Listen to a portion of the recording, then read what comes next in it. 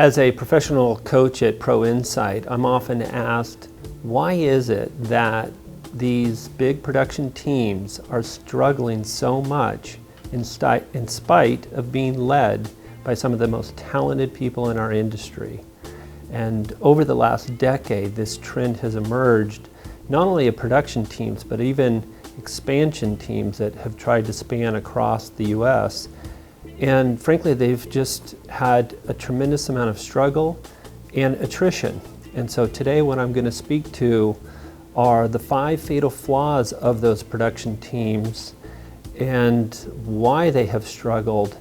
And in a subsequent video, I'll speak to solutions for the same. So, fatal flaw number 1 is that talent will join a team.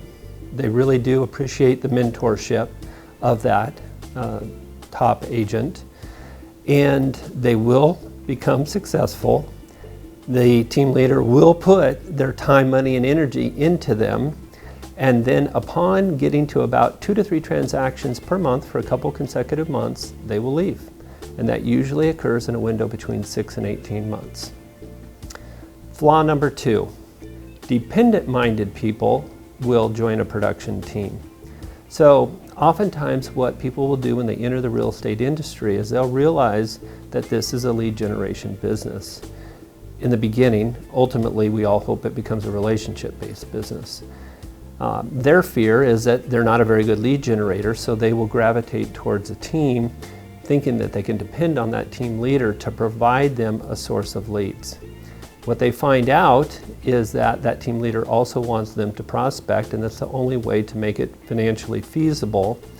And so in that effort, they usually fail in prospecting, or they do it at a very low level, and they don't actually have a very good conversion of the leads that are provided to them.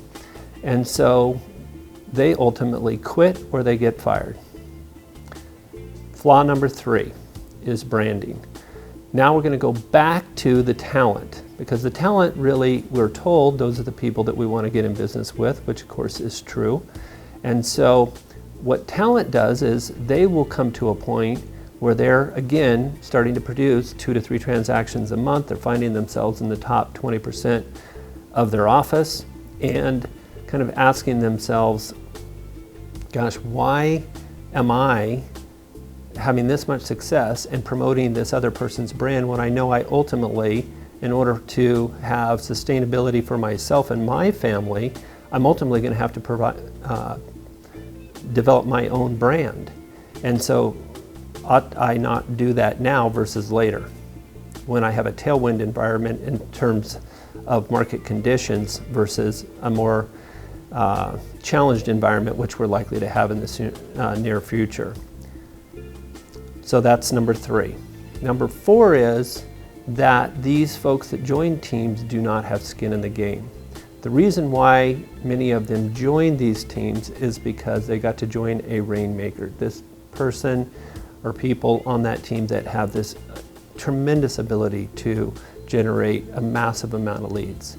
And so what they do is they work the leads, but not very hard because they didn't have to pay for them.